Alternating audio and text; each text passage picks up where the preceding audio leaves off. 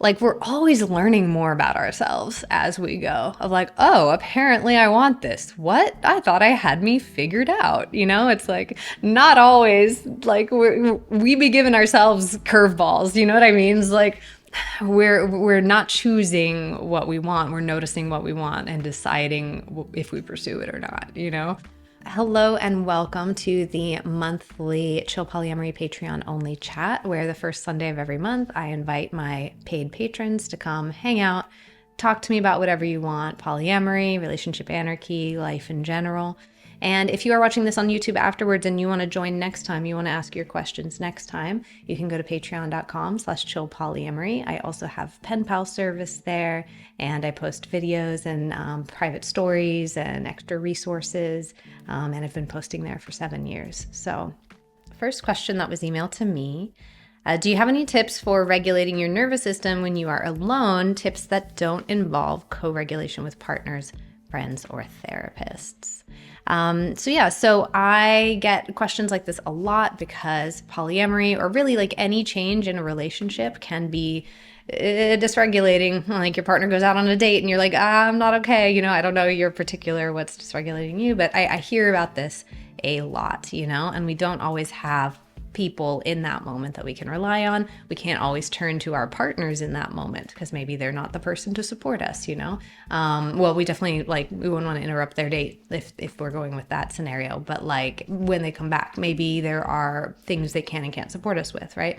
So there is a lot of self-regulation that happens. Now, I'm not a therapist or a mental health professional, so I can just share about what I've seen and what works for me. But I do encourage you to talk to any professionals that you might have access to, because they could offer a more tailor-made suggestions for you based off of your own history. When I'm upset, distressed, and I'm trying to co-regulate, the physical aspects are sometimes I will try to go for a temperature change, take a cold shower, shock the system. Sometimes I will literally go for a walk or go to the gym or something that is moving my body and moving my nervous system. Sometimes dancing or shaking it out, if not dancing, just physically getting angst and tension out of the body. Let me ride this wave and actually have this surge of pain or grief, actually feel this anger and yell into a pillow, right? If there is an emotion that needs to be processed, I don't think we go around it necessarily. When it comes to the mental aspect of it, a lot of times I will try to go for a reframe. And what I reground in is bodily autonomy. That person has their own body, has their own life, has their own things that they need to discover about themselves and explore, and hopes and dreams, and that have nothing to do with me. And so trying to step back and not have a sense of my well-being is necessarily tied to this person. Obviously, there can be complexity there. People will have stress if their lives are very intertwined, right? So I'm not trying to be oversimplifying here of just everybody is their own, separate, their actions separately don't affect other people. I'm not saying that.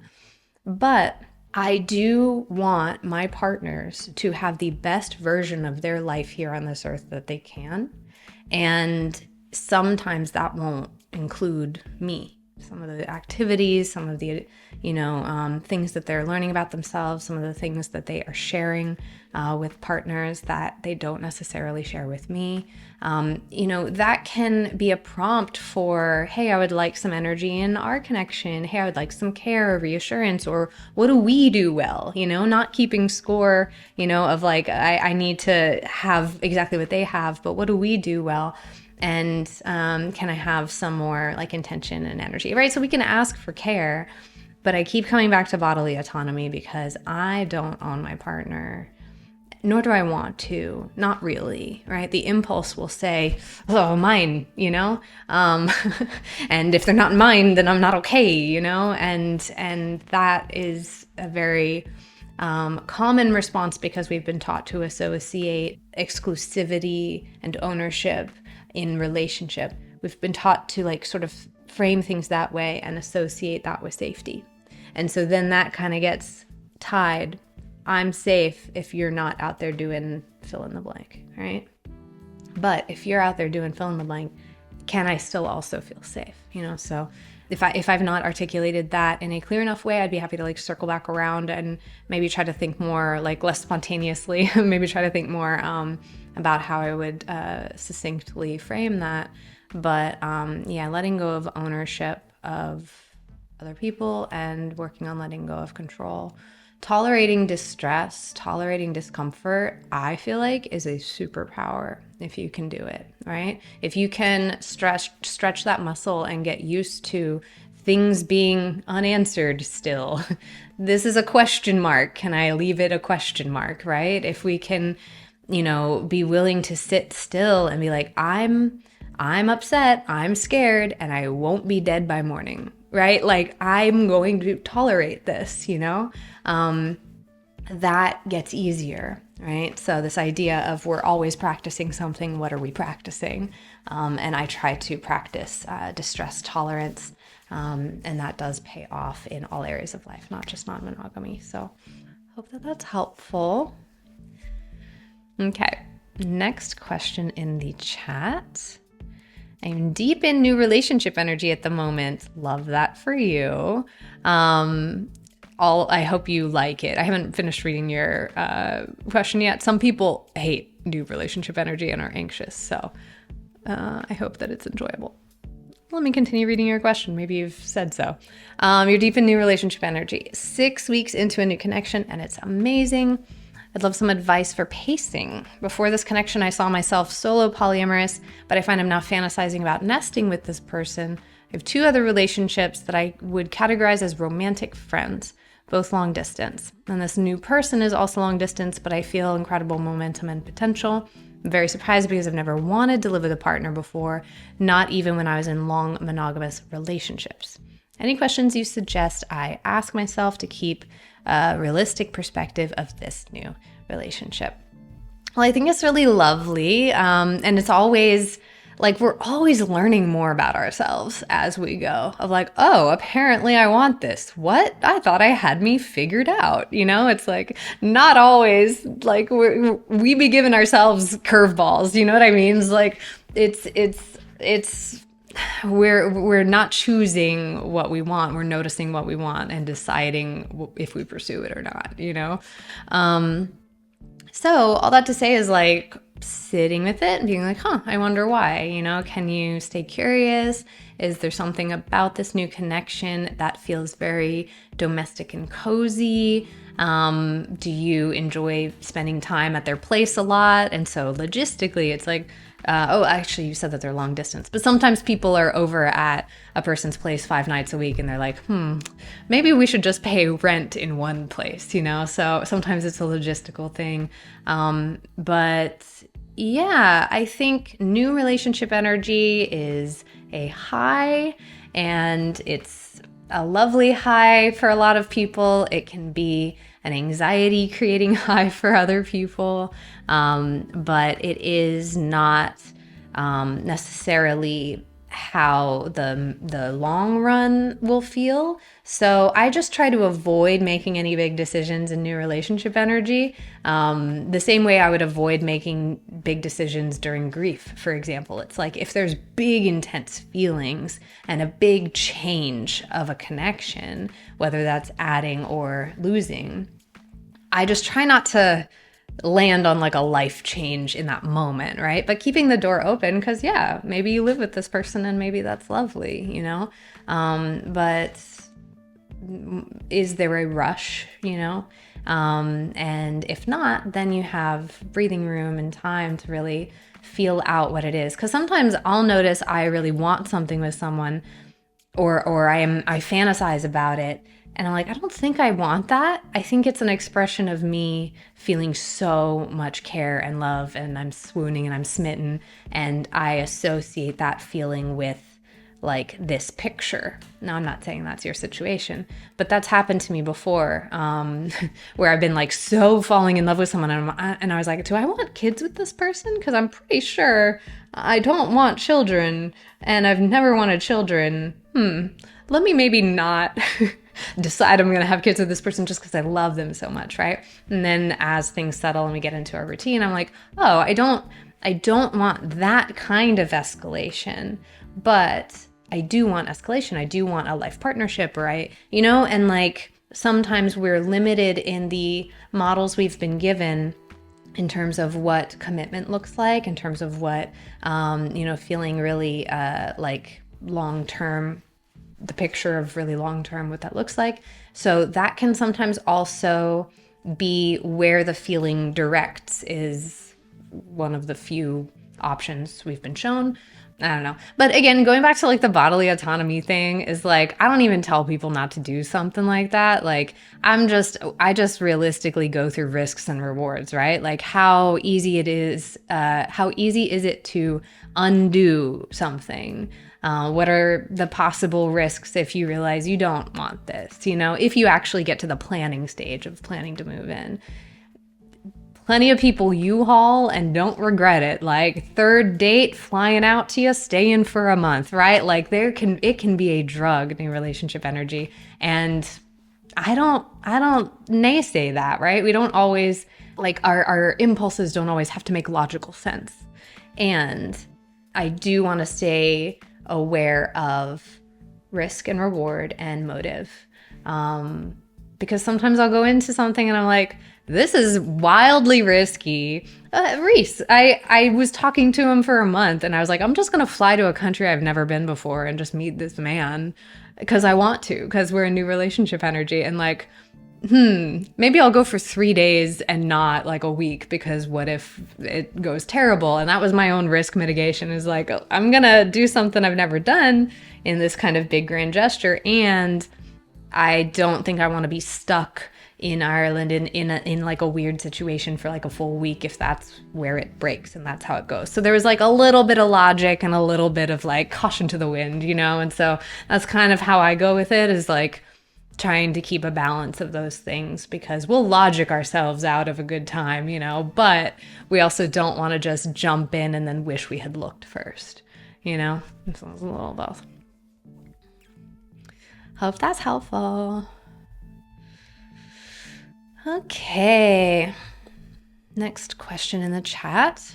I'm really struggling with being friends with my meta. It seems we can't balance being friends with being mutually in a relationship with my husband. It seems she wants to be really close to me and I want the same, but I've been really struggling with my husband about the amount of involvement she has in our life. Like he wants her to move in and I don't.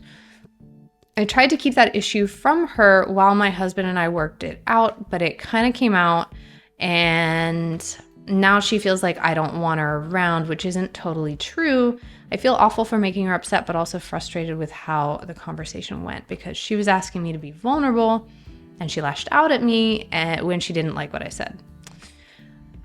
So I imagine there is a load of context that would shape my specific reply to you specifically, right? Like, I extra want to say, take what rings true and leave the rest, I don't think we should have to live with anybody we don't want to live with if we have that luxury. Plenty of people get sort of stuck in a living situation for money reasons or for like availability of housing reasons, So, it can be worked through. But if it's a choice, if it's an option of like who you bring into your own home, if you don't want to live with somebody, then I don't know.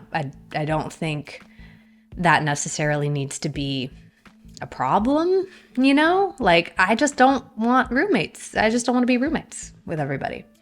Now, that said, you said the amount of involvement she has in our life, like as a duo, as a married couple. So is there this, like what's there?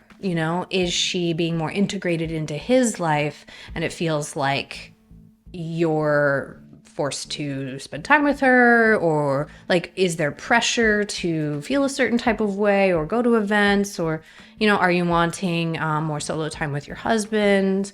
Are you like, what is there? That is where I would probably open up a little bit more the conversation about our life of it all, because you have a life with your husband. He has a life with every relationship that he has. You'll have a life, like, and I don't mean building a life. I mean, it's its own thing. Like, it's its own relationship. Even in a triad, the romantic or sexual triad, each duo has their own life sort of separate from the triad, and a duo can be healthy and the triad be not, so just as an example, so keeping aware that like maybe your husband wants to invite her close into some things, does that mean you have to be along for the ride? Like, are you two a unit in that, and do you have to be, because you're not dating her, you could be friendly with her. I don't know a lot of my metas because it's just like, oh yeah, if they're around, great. If they're not, fine. Like, I don't feel the need to like enforce kitchen table polyamory personally. I love it when it happens, but if not, that's fine too. So yeah, if you don't want to live with somebody, that is also not an all or nothing. I think whenever there feels like two options, either we're friends and we live together and you like me and you want me around, or you don't like me and this won't work and da-da-da-da-da. Anytime it feels like there's just two things, when it comes to complex relationships and people and emotion, like that, I try to pause. Binary thinking, all or nothing thinking. Rarely are there just those two paths, and it can attach a lot of stress to something if like, well, it's either or, so either I move in or you don't want me around at all. It's like, well, there's a lot of other middle ground in there. And, so what are all of the options in terms of her feeling welcome in his life, welcome in the home that you share with him, because in polyamory, we are welcoming more people into our extended life and network, and our partners will get very close with, and sometimes people wind up cohabitating in two places, 3 nights there, 4 nights there, and like, there's a lot of different variations of how this looks if he really wants to live with her and you really don't, right? That even isn't always an all or nothing when it comes to figuring out logistics. So yeah, you're allowed to want what you want. And also, does that have to be like a conversation ender? Can everybody still feel cared for and welcome? Somebody replied to that saying, that is exactly my situation. It really feels like she wants all of my husband's time and energy. This is a separate person replying to that comment. I would just note that our partners are able to decide where they put their time, right? Like, that can be easy to forget, because if they choose to spend a lot of time with us when it's just two people in a dynamic, and then they start dating somebody and maybe their time management is a little rocky, or they're like feeling pulled in two directions and they're not quite sure how to have these two relationships and balance them, that's the hinge partner's responsibility, including if the other partner is making demands that are unreasonable. Well, then the hinge should say no if that's not what they want to do, So our time is not our partner's time. Our partner's time does not default to us, even if we live together, even if we are, spouses and so on. And if there is like some imbalance, if there is some time management, like mishandling, that's something that I take up with the partner. Because I've said this before, I've had metas demand that my partner go back to monogamy for them, right? They can ask for whatever they fucking want. Do you trust your partner to take care of you and to like actually hold up their end of their agreement with you, right? And like, even if my partner wasn't dating me, like even if they were just like single, they still wouldn't go back to monogamy, right? But that's an extreme. But like, yeah, I think sometimes a passive hinge can pit the two people against each other. So just in case that's ringing true for anybody, like I look at the partner in the middle. You chose multiple people, that comes with a lot of benefit and a lot of responsibility. Next question in the chat. Given that me and my spouse are brand new to non-monogamy, we're communicating wonderfully, and this new freedom has done wonders for my confidence. That being said, have you experienced any functional difference between dating and just wanting intimate friendships? Is it only a difference of labels, or is there some deep difference that I'm not considering? forgive me if this is a stupid question. Oh, it's not a stupid question, you know? I think that's a common question. First of all, like, I just appreciate questions. I appreciate curious questions. And so never shame yourself for like saying, hey, I'm not sure what the answer is. What do you think? I think that's great. I wish more people would do that. So the difference between like dating and wanting an intimate friendship, I think it's in expectation. The more anarchistic I become, the more I'm like, what even is a date? You know, but not to go down that rabbit hole too much. I think when people use these words, they have certain expectations with it. If we are an intimate friendship, does that mean that we see each other when we see each other? It'll have like an irregular cadence like I do with most of my friends. See you maybe a lot this month and not much next month, you know? But intimacy, meaning that's on the table if we feel the vibe, right? And so we are acknowledging that like sex is a possibility whenever we're hanging out in a friendly context. That's often how I see that conversation go. But that could mean anything. What does intimate friendship mean for you? What does intimate friendship mean for them? You know, because maybe they have a different expectation of a friend that they sleep with rather than a friend that they don't, right? So this is where really like talking to the individuals would be the best, straightest answer. Now, sometimes people don't always know. They're like, I've actually not thought about that, because we're not really taught to think about it. We're taught there is one way that you date and get married, you know, and never mind that in every culture it's a little bit different, you know. Nope, there is one single way that human beings do this, you know. So we're not taught to question like the fluidity of a connection and what do we call it, you know. So be kind to yourself if you feel like a little unclear because how could you have been clear, you know, especially if you're newer to non-monogamy. Dating, a lot of times people have an expectation of some sort of escalator. That's very broadly speaking, but I think that's a conversation to be had. What is it that you're prioritizing in dating? You know, what are you open to? I don't even ask what are people looking for when it comes to non-monogamy. Sometimes they do have a very specific thing that they would love to have more kink, or they would love to like have someone they can see a couple times a month, you know, with low integration because they're overwhelmed with their life and that's all they have to give, right? Sometimes people are very specific about what they have available and what they are looking for, and I think that's great.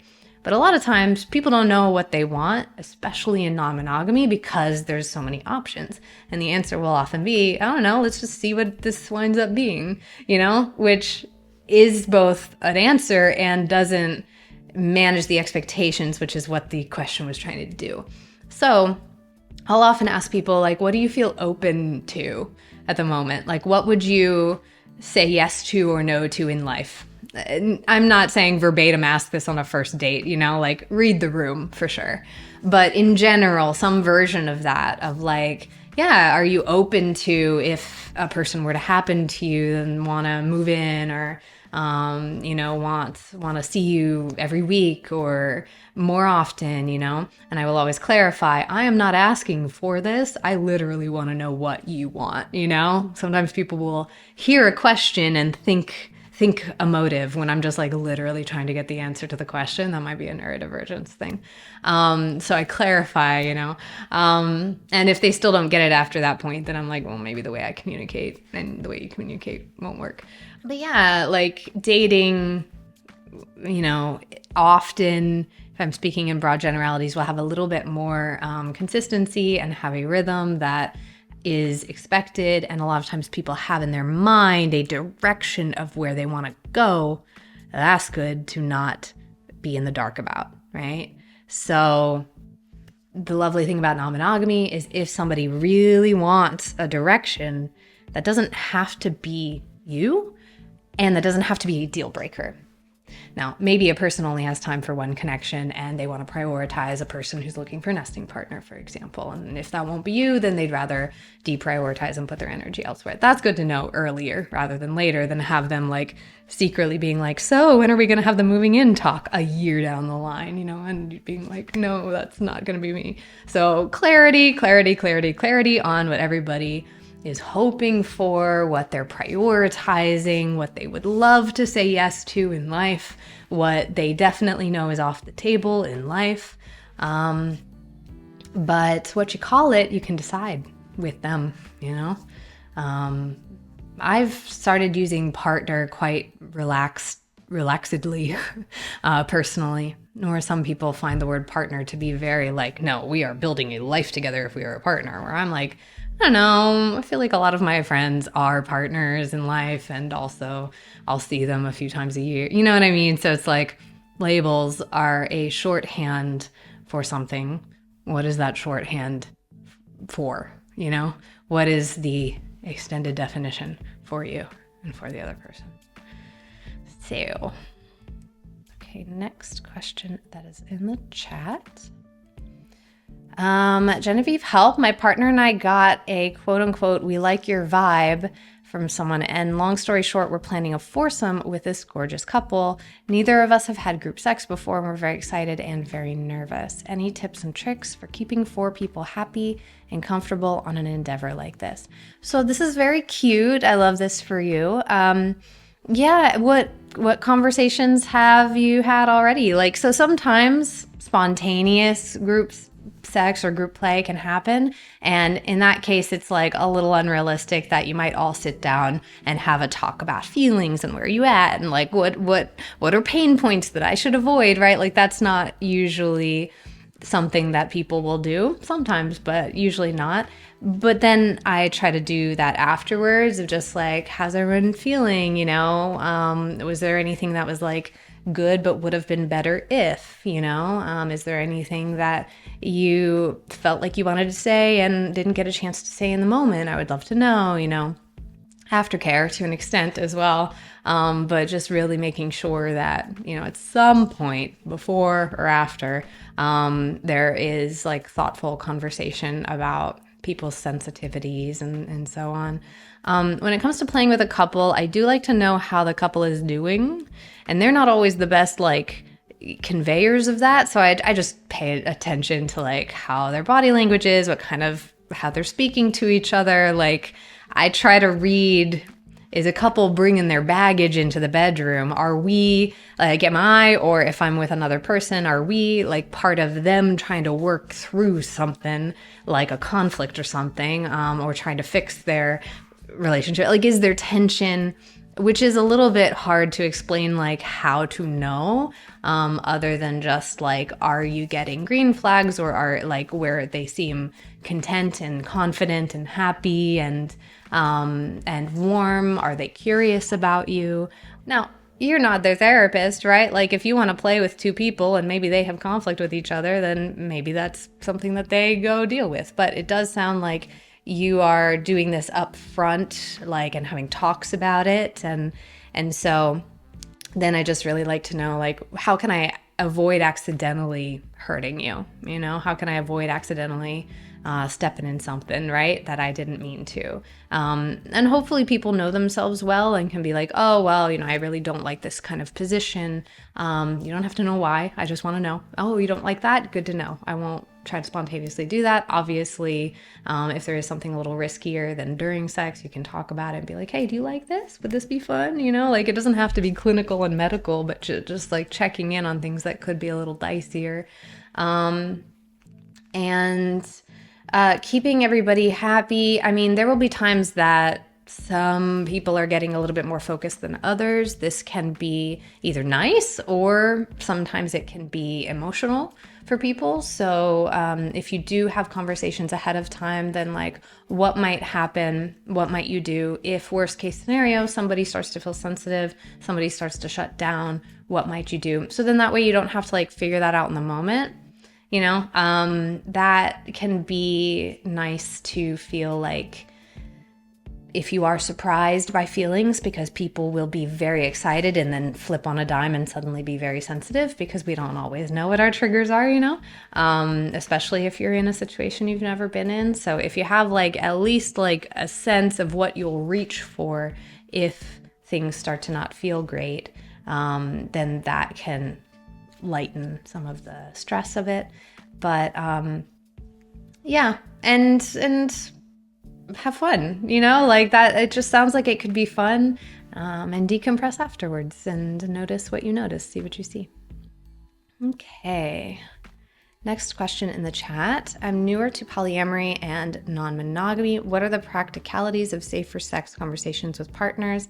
I realize there's nuance in this and you don't have to answer specifically to you, but some questions I have, like, are you asking every partner every time? Do you ask to see results or content with the verbal results? How often are you getting tested? Strategy with casual hookups? And has your approach changed over time? Well, there's a lot of questions all wrapped up into one, but I appreciate the variety of questions because sometimes people will be like, there's, you know, a right way and a wrong way, you know? And I'm like, nah, human sexuality and like risk tolerance and like, you know, how like frequency and like immunocompromised people have different needs than people who aren't. And like, there's a lot of complexity when it comes to the human body and human sexuality. And so I appreciate those, you know, more nuanced questions because it breaks it down into like, are we safe or are we not safe? It's like, no. Do we talk about it each time? And do we see the results or where's the trust there? And the short answer is it's usually a conversation with my partners. So I don't always know the partners of my partners. I've had partners who like high risk sexuality. I've dated guys who go cruising in like gay spots in the woods at night, right? And it's like, okay, you know, that's the risk that you're comfortable taking. And I love that for you. And how are we checking in about, you know, STIs and everything. And so I chose to use barriers every time with that person.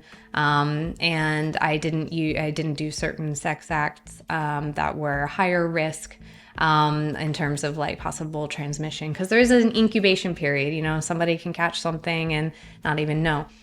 If somebody has a higher risk tolerance, I usually try to check in about all that.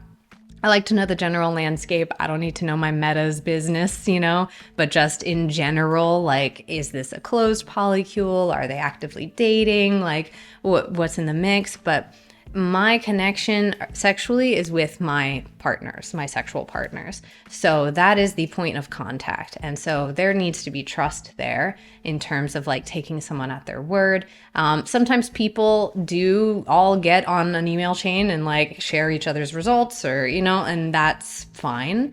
But not everybody wants to do that. And so if a partner, let's say, is going to hook up with somebody on a first date and they're going to use certain barriers and that has been agreed on. If that doesn't happen, then I would, you know, be told, but I'm just going to trust that, like, because I have deep trust with my sexual partners at the moment, that there were enough precautions taken there that suit my personal risk tolerance, you know? So that's my question, is kind of like sussing out your own risk tolerance. What are you willing to, you know, expose yourself to possibly? Please remember that oral sex is you know, liquid is oral sex is fluid bonding, that kissing is technically fluid bonding, right? Like that a lot of people get caught up in, you know, genitals and there's a lot of sex that carries risk, even just skin to skin contact, even if you are using barriers, right? So there's no such thing as perfectly safe sex, and we communicate with our sexual partners. And if I don't feel trust that a partner is on top of their shit, if they are feeling like procrastinating getting tested, if they are not quite sure what their own partners are up to and what their level of exposure is, then maybe I factor that into what kind of sex I want to have with them. Right? It's not about me trying to then be like, well, you need to tell, you need to find out, we all should sit down. It's like, I'm not in charge. Again, bodily autonomy, I'm not in charge of what other people's risks, whatever they take in bed, right? I'm not in their bedroom most of the time, right? I'm in charge of what kind of sex I have and what kind of risk I expose myself to. Now, that said, just headline is like, it is not the end of the world if you get an STI. Now, I've not ever had an STI. I'm doing this almost 14 years. There are ways to minimize risk and minimize exposure, all of that. But it is a medical diagnosis. Almost all of them are treatable, manageable, even the, chronic or severe ones. There are things that can be done about it, right? I always try to remind people that it's a medical diagnosis, not a moral one, that you're not a bad person, you're not gross, you're not wrong, you didn't mess up your safer sex practices. Like, accidents happen, things happen, miscommunication happens. We obviously try to avoid that and minimize it, and it's okay. Like, there are solutions, there are answers, and I had to let go of a lot of the moral panic around safer sex practices, because I was raised around a lot of like religiousness and a lot of purity culture and a lot of like, shaming, especially being a woman. And so there's two conversations here. There's the conversation about logistics, medical risk, and there's the conversation about emotions and stigma and significance. And, and those things sometimes get talked about at the same time in a way that I find to be not that productive. People will feel like there's a moral problem that someone has a lot of sexual partners, but the more like socially acceptable thing, or maybe even to themselves, what they think it is, well, they're just not safe. Without maybe asking as many questions as they could ask. Or so that was all wrapped up in safer sex practices, was my tension, my fear, my shame. We want to be careful, and we want to be thorough and thoughtful and take health seriously, and try to let go of any shaming or stigma that might be in the mix, because it's sneaky. It can sneak in there. It's in the air we breathe in a lot of cultures. Next question in the chat. They say, I have a lot of shame surrounding sex, sexuality, and non-monogamous identity. In my triad, my partner's pain points surrounding these topics have felt like external validation of this shame. I see. So your partner has some aches or some tension, and then your shame is like, see, it's right, it's true, if that's what I'm gathering, because I've been there. I've actually been on both sides of that. They continue, especially in conflicts when I am particularly emotionally distressed, it like validates the shame. It's felt like the priority must always be my partner's pain, and my struggles become dismissible or even proof that I don't care. I'm not sure what my question is, besides advice on how to move forward when our personal needs and desires contradict, but we want to work through it. I've been trying to problem solve within my individual relationships and between the whole triad for a very long time, utilizing my therapist and peer support, but many solutions I try to suggest become triggering to my partners, so then it feels like there's nothing I can do to both support them and advocate for myself. Are they trying to work with you on this? Like, it sounds like you're reaching for a lot of resources, you're trying a lot of tools. Like, this is a team effort, in the duos and in the trio. So that is my first question, is like, is there an investment, like a genuine desire to trudge through the muck of the work of shame and sexual trauma together? And seeing each person as having valid pain, that it's not a competition, and if someone has very severe sexual trauma and someone has some shame around like purity culture, I don't always just dismiss the person whose reactivity is smaller. I do handle with care things that are very intense emotionally and very like charged. And somebody with a lot of trauma or a lot of triggers might just need more care than other people, and that's okay.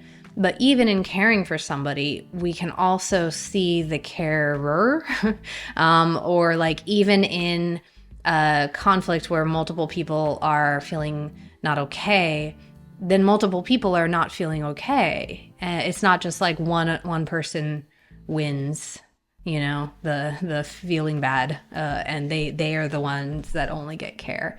That can be easy to do, because we do get taught that tensions and conflict, especially interpersonally, are very much like somebody's right here, which means somebody else is wrong, you know?